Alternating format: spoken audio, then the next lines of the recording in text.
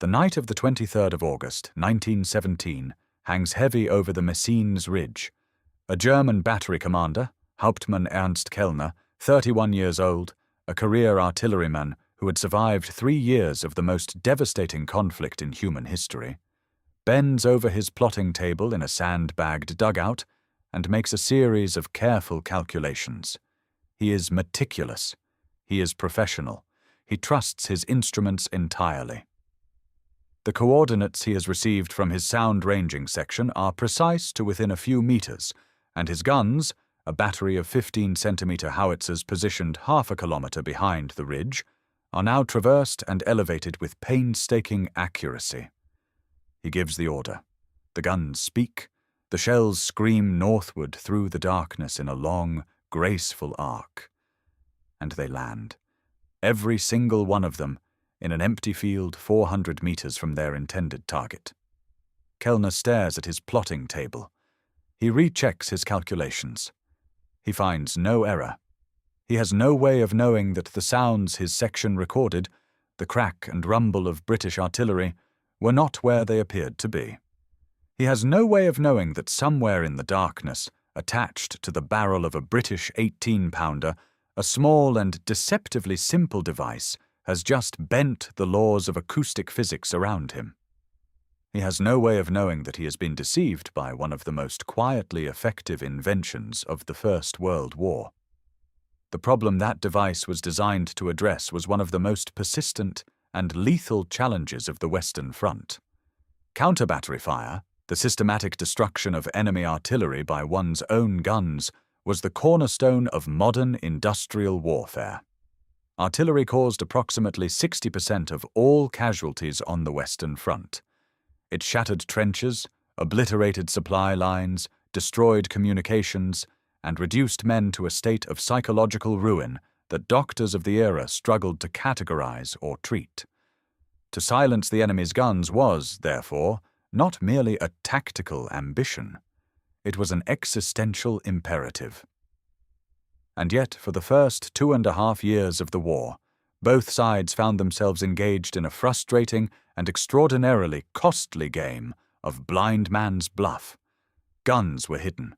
They were camouflaged beneath netting, tucked behind ridge lines, dug into reverse slopes. A battery that revealed itself through muzzle flash or careless positioning might be destroyed within minutes. One that remained concealed could hammer the enemy's trenches with impunity for days, weeks, even months. The question, the burning, urgent lives or death question, was how to find them. The British Army had, by 1915, developed 2 primary methodologies for locating enemy artillery. The first was flash spotting. Observers posted at multiple points along the line would watch for the telltale muzzle flash of a firing gun, triangulate their observations, and calculate its position. This method worked tolerably well at night and in conditions of good visibility, but was easily defeated by the Germans, who fitted their guns with flash suppressors and learned to fire from concealed positions. The second method was sound ranging. A series of microphones strung along the front line would record the acoustic signature of a firing gun, and the slight differences in the time at which the sound reached each microphone would allow mathematicians to triangulate the gun's position. This was more promising. Sound, after all, could not be hidden behind a ridgeline, but sound could be mimicked. And therein lay an extraordinary opportunity. The sound-ranging sections of both armies relied on a fundamental assumption, that the sounds they were recording originated at a single, fixed point in space.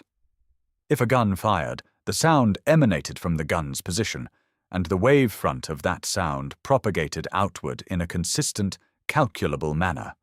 The mathematics were elegant, the physics were solid, and both were entirely dependent on that initial assumption remaining uncontested. The British, in the latter half of 1916, began to explore what would happen if it did not. The man most directly responsible for what followed was a figure who embodied the peculiarly British wartime phenomenon of the brilliant amateur thrust into technical necessity. William Sansom Tucker was a physicist by training, a fellow of the Imperial College of Science and Technology in London, who had joined the Royal Engineers at the outbreak of war and found himself assigned to the newly formed sound-ranging sections operating along the British sector of the Western Front. Tucker was not a military man in any conventional sense. He was a scientist. He thought in equations and experimental frameworks, and he brought to the manifestly impractical business of warfare a quality of mind that was simultaneously detached and intensely practical. It was Tucker who had, in 1916, developed the hot wire microphone, a device of extraordinary sensitivity that used a fine electrically heated wire to detect the pressure waves of artillery fire, and which became the standard instrument of British sound ranging throughout the remainder of the war. But it was another line of inquiry, pursued almost simultaneously, that would produce the more cunning result. The idea was disarmingly simple, as the best ideas tend to be. If sound ranging worked by detecting the acoustic signature of a gun firing, then it followed logically that any device capable of producing a similar acoustic signature, the same frequency profile, the same sharp crack and pressure wave, could, if placed at a different location from the actual gun, cause an enemy sound-ranging section to triangulate not the gun's true position, but the decoys. The real gun would remain unlocated, the false position would be shelled, and the battery would live to fire another day. The challenge was engineering a device that could produce a convincing acoustic replica of artillery fire without itself being an artillery piece, that could be small enough to deploy covertly, robust enough to operate reliably under battlefield conditions, and acoustically faithful enough to fool a sophisticated German sound-ranging section operating with calibrated instruments and experienced personnel. The solution that emerged from the work conducted at the Royal Engineers Experimental Establishment at Woolwich was called, in the dry vocabulary of military procurement, the mimic.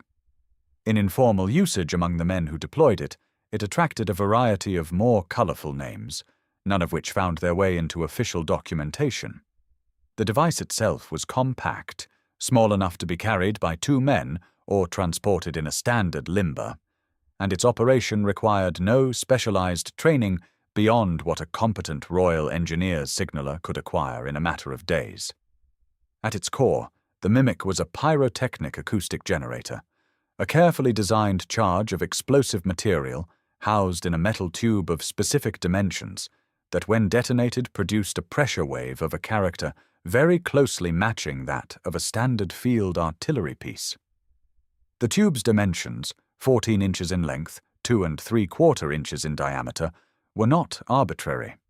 They had been arrived at through a methodical process of testing and refinement that occupied the better part of 6 months and consumed a remarkable quantity of both explosive material and patience. The acoustic character of artillery fire is not simply a matter of loudness.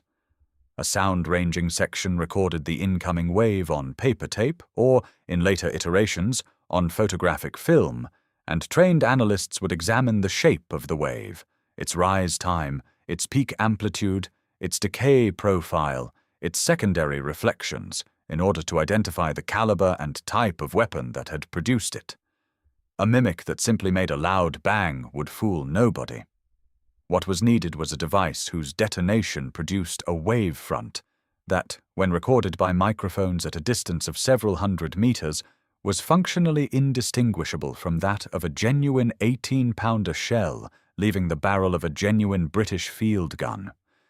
The engineers at Woolwich achieved this through a combination of empirical testing and careful attention to the physics of sound propagation in different atmospheric conditions. Temperature, humidity, wind speed, and direction all affected the way a wave front evolved over distance, and the mimic's charge and tube geometry were calibrated accordingly.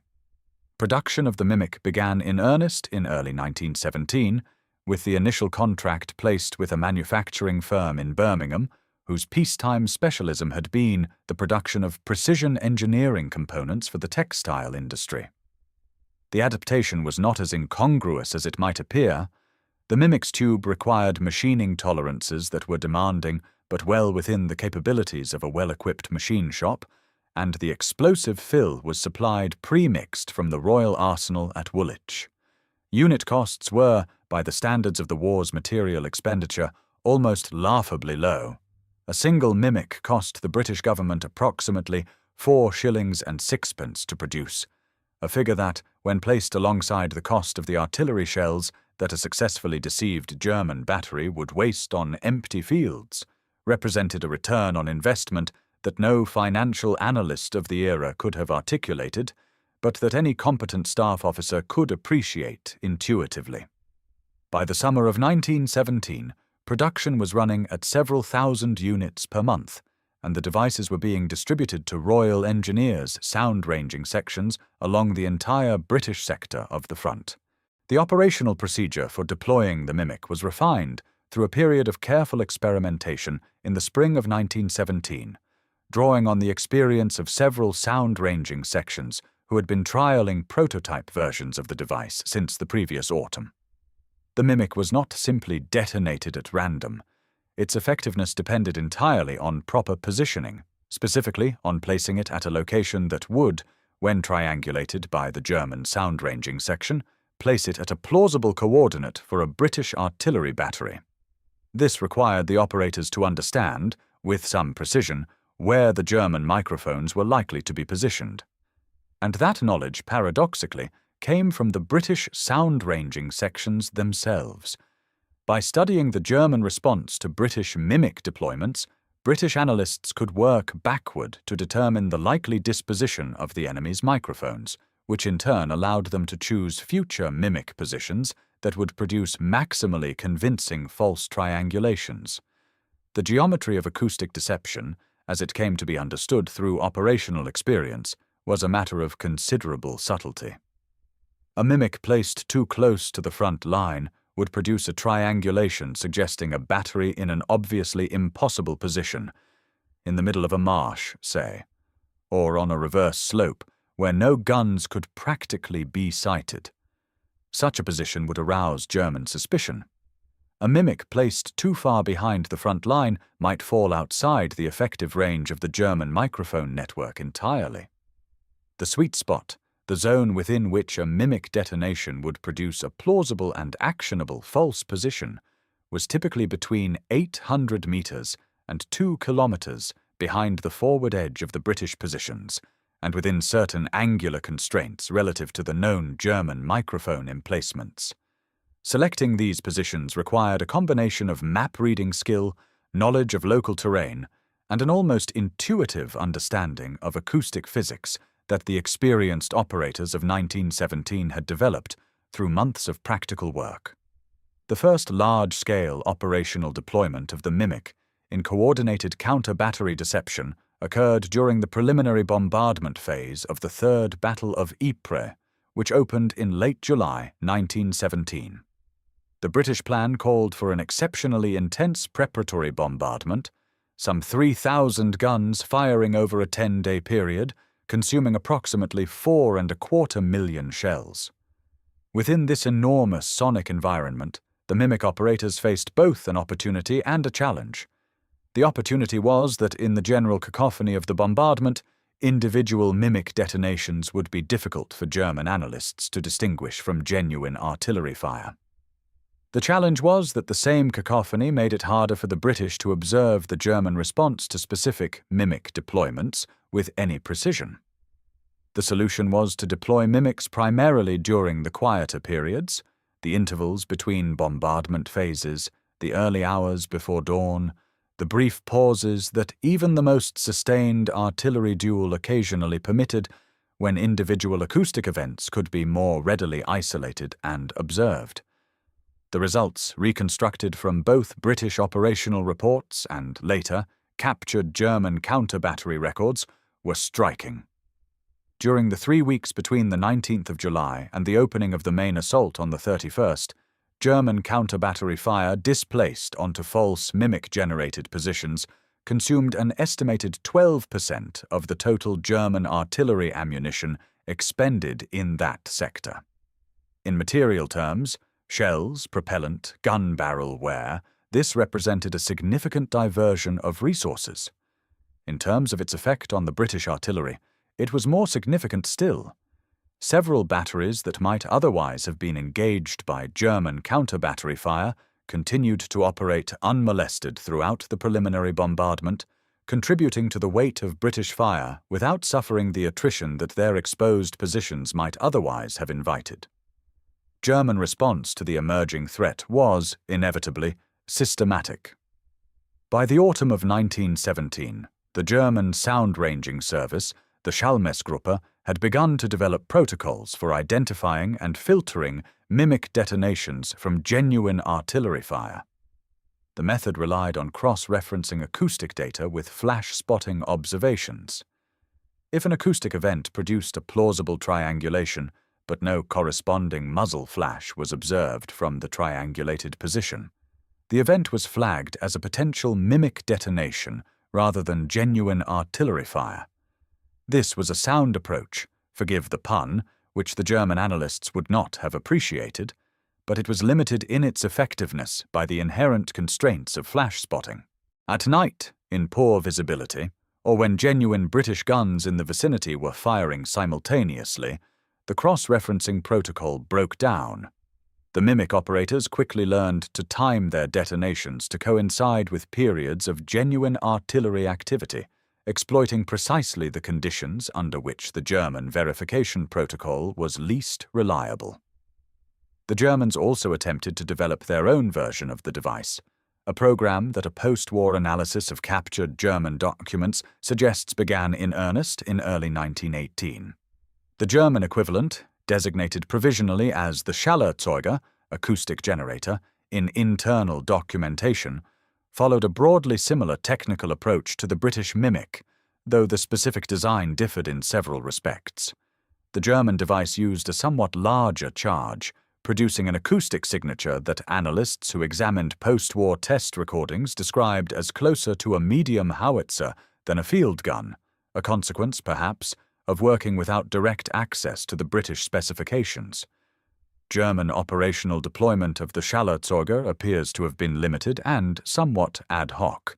The program never achieved the systematic scale of the British effort, and the deteriorating German strategic position in the latter half of 1918 disrupted production and distribution in ways that the documentary record only partially illuminates. The French, meanwhile, had arrived at a parallel solution through a different route. The Service Acoustique of the French army had by 1916 developed its own sophisticated sound-ranging capability, and the logical extension to acoustic deception was not long in following. The French device, referred to in internal documents variously as the leurre acoustique, acoustic lure, or the simulateur, was in some respects more sophisticated than the British mimic, incorporating an adjustable charge that could be calibrated to mimic different calibers of artillery.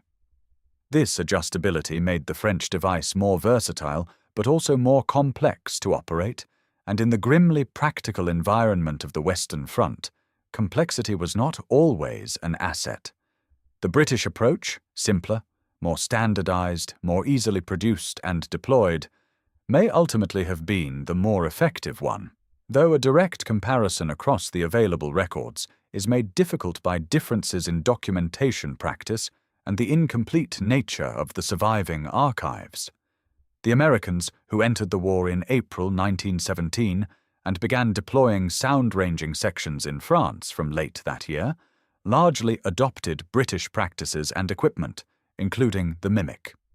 American after-action reports from 1918 include several references to mimic operations, and the device appears in the curricula of American sound-ranging training programs established at Langres in the Haute-Marne department. The Americans brought to the practice their characteristic enthusiasm for systematic documentation, and some of the clearest technical descriptions of mimic operational procedure in the surviving record come from American training manuals of 1918 rather than their British equivalents. Across the conflict as a whole, estimating the precise strategic impact of the mimic program is an exercise in historical approximation rather than arithmetic certainty. The figure most commonly cited in post-war British analyses, that mimic operations in the period 1917 to 1918 caused German counter-battery fire to waste somewhere between 8 and 15% of its total ammunition expenditure on false positions, derives from a series of calculations performed in 1919 by the staff of the Royal Engineers Sound Ranging School at Fovant in Wiltshire, using a combination of British operational logs, captured German counter-battery records, and post-war interviews with German artillery officers. The methodology was sound, the data was patchy, and the estimate should be treated with appropriate caution. What is clear from multiple independent lines of evidence is that the mimic worked, that it caused German guns to fire on empty ground, repeatedly and consistently, at a cost per deception that was trivially small compared to the cost of the misdirected fire it provoked.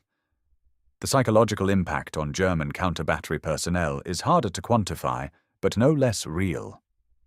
Post-war testimony from German artillery officers conveys a recurrent theme of epistemic unease, of men who had been trained to trust their instruments, discovering that their instruments could be systematically deceived, and who were left uncertain not only about specific data, but about the entire methodological foundation of their practice.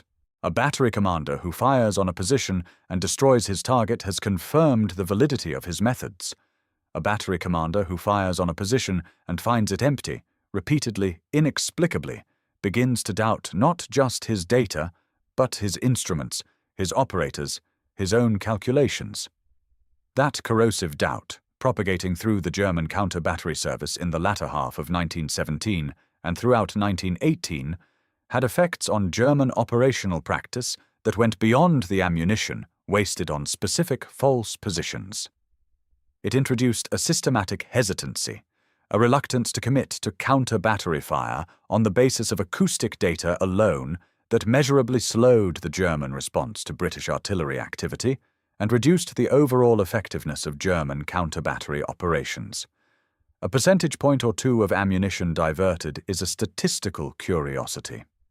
A fundamental erosion of confidence in one's own technical methods is a strategic wound of a different character entirely. The mimic was formally withdrawn from operational use following the armistice of November 1918, and the program was classified at a level that ensured its details remained substantially unknown to the general public for several decades. The Royal Engineers files relating to the device were sealed and deposited in what would become the Public Record Office, where they remained largely unexamined until the gradual declassification of First World War technical records that began in the 1960s and continued through the following decades. The first serious scholarly treatment of the mimic program appeared in a 1978 paper by a historian of military technology at the University of Edinburgh, and even this was largely overlooked outside specialist circles. The program's obscurity is, in retrospect, a somewhat ironic fate for a device whose entire purpose was to remain hidden. A small number of mimic devices survive in museum collections. The Imperial War Museum holds 2 examples, one in its Lambeth Road galleries and one in its storage facility at Duxford. The Royal Engineers Museum at Brompton Barracks in Gillingham holds a further 3, along with a fragmentary collection of operational documents and a remarkable series of acoustic recordings made by British sound ranging sections in 1917 and 1918 that include, preserved on deteriorating photographic film, the waveforms of actual mimic detonations alongside those of genuine artillery pieces. To the trained eye, examining those waveforms side by side, the similarity is striking, close enough certainly to deceive the German analysts who first encountered them. The surviving devices themselves are unimpressive to look at, tubes of machined steel, worn and pitted with age, containing nothing more dramatic than a small cavity where the explosive charge once sat. Nothing about them suggests their purpose. Nothing about them hints at the elaborate geometry of acoustic deception they were designed to enable. This is perhaps the most fitting quality of the mimic, that it succeeded precisely because it drew no attention to itself. The great technologies of the First World War, the tank, the aeroplane, poison gas, the machine gun, announced themselves. They were visible, audible, terrifying, transformative in ways that left no room for uncertainty about their nature or their effects. The mimic was none of these things. It was a small tube that went bang, convincingly enough, in the right place at the right time. Its violence was entirely vicarious. The shells it caused to fall were fired by guns that knew nothing of its existence, aimed at positions where nothing existed to be destroyed. It killed through misdirection rather than force, through the exploitation of an enemy's intelligence rather than the projection of one's own power. It was, in the fullest sense, a weapon of deception. And deception, as every student of military history eventually learns, is frequently cheaper, more effective, and more durable in its results than the most formidable direct application of force. The Western Front produced many remarkable inventions, born of necessity from the deadlock that industrial warfare had created. The mimic sits among them as a reminder that not all military innovation announces itself with fire and noise. Some of it arrives quietly, in a limber carried behind the lines, fitted to the barrel of a gun, detonated in the darkness before dawn. Some of it works by creating an absence, a false presence that draws the enemy's fire away from what is real. And in that particular form of creative deception, that willingness to exploit the limits of an enemy's knowledge and the boundaries of his instruments, the mimic represented something genuinely new in the history of warfare. The systematic weaponization of acoustic physics, deployed not to destroy, but to mislead, not to announce British power, but to make German confidence quietly, invisibly, and irreversibly unsound.